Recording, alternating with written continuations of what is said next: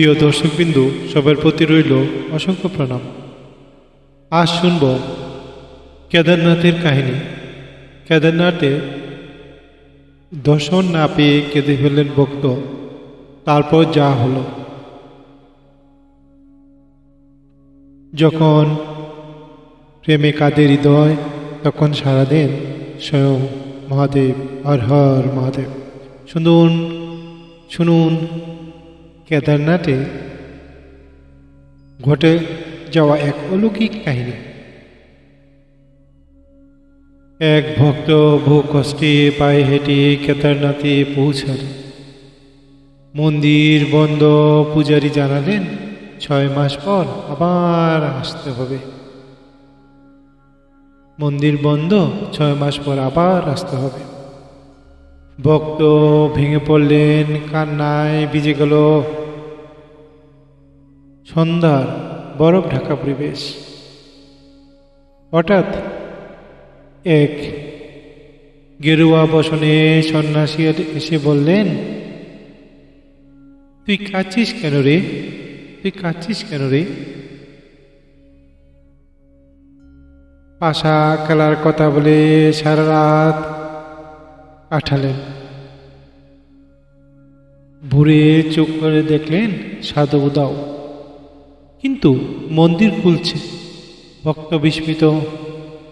পূজারী জানালেন, এটা তো 6 মাস পরে খোলা হলো। তখনই বোঝা গেল ইনি পাশা খেলেছেন, তিনি স্বয়ং কেদারনাথ। হর হর মহাদেব। ভক্তি যদি নিঃস্বার্থ হয়, ঈশ্বর তখন স্বয়ং পাশে এসে বসেন। জয় মহাদেব। ভক্তি চরণ সাবস্ক্রাইব করুন শিব ভজন শর্টস চ্যানেলে। সবাই ভালো থাকবেন। পরবর্তী ভিডিওতে আবার দেখা হবে।